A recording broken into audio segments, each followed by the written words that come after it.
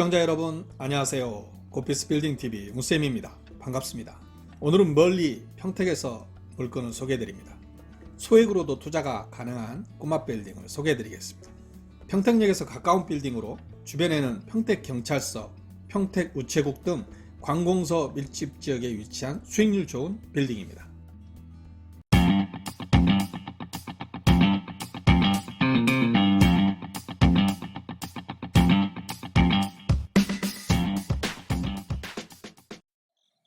오늘 소개해드릴 매물은 경기도 평택 농협사거리 대로변에 위치한 매물입니다. 평택역에서 도보 7분 정도 거리에 위치한 역세권 빌딩입니다. 평택역은 경부선에 속하는 철도역으로 1905년 개통되었습니다. 무려 116년이나 된 역입니다. 원래 인근의 원평동에 있다가 1953년 현재의 위치인 평택동으로 이전했다고 합니다. 그러다 수도권 전철이 운행되기 시작한 건 2009년부터고요. 이때를 맞춰 민자역사가 준공되면서 지금의 AK플라자가 영업을 시작했습니다. 평택역은 지금까지 평택의 중심 상권으로 발전해왔고 앞으로도 평택 개발의 수혜지역으로 계속 발전할 것입니다. 평택역 인근은 상업지역인데요. 상업지역의 범위가 굉장히 광범위합니다. 용도지역이 상업지역이기 때문에 용적률을 높게 지을 수 있고 즉 개발의 잠재력이 높은 지역이라는 의미입니다. 매물 주변의 주요 시설들을 잠깐 살펴보겠습니다. 평택경찰서가 인근에 있습니다. 평택우체국이 보이고요. 평택농협이 보입니다. 평택 메가박스가 있습니다. 평택의 유명한 집객시설로 웨딩홀 메가박스가 들어와 있는 엠플라자인데요. 메가박스는 8개관 1072석으로 운영 중입니다. 다시 매각을 진행 중인 빌딩을 설명드리겠습니다. 대지는 115.7제곱미터 35평이고요. 연면적은 264.2제곱미터 80평입니다. 지상 3층이고요. 1955년도 지어진 건물입니다. 매각 금액은 11억입니다.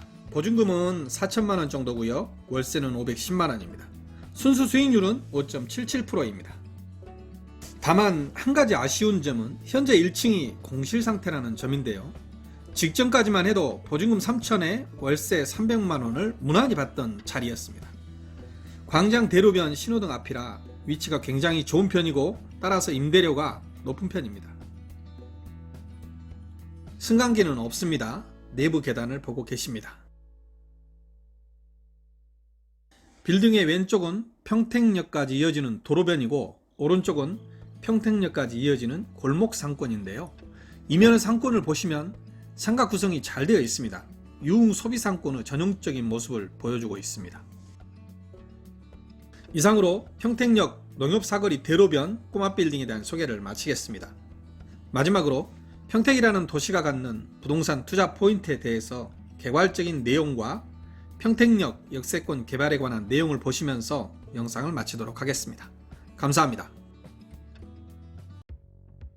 2019년 9월 21일 평택시는 시청 브리핑실에서 평택역 1원 원도심 활성화를 위한 정비방안 기본계획 수립 방향을 발표했습니다. 평택역 주변 정비 추진단을 전담 조직으로 신설해서 본격 가동 중입니다. 이번에 발표된 평택역 주변 정비 방안을 살펴보면 크게 4가지로 볼 수 있습니다. 첫째는 평택역 주변을 복합문화광장으로 조성하고 지하에 300면 규모의 주차장을 확충한다는 내용입니다. 기존의 복잡한 교통체계를 개선하고 시민이 머무를 수 있는 랜드마크로 조성합니다. 덧붙여서 평택역에서 박예병원에 이르는 200m의 거리를 차 없는 거리로 조성해서 상권의 활성화를 촉진하고자 하는 내용입니다. 둘째는 평택역의 서쪽인 원평동을 주거 업무 중심지로 조성한다는 내용입니다. 6.25 전쟁 당시 초토화된 후 현재의 평택역으로 역사가 이전하면서 낙후되었던 원평동을 청년을 위한 주거 공간과 4차 산업 지원시설과 같은 주거 업무 시설 등이 융합된 지역으로 개발하려는 계획입니다.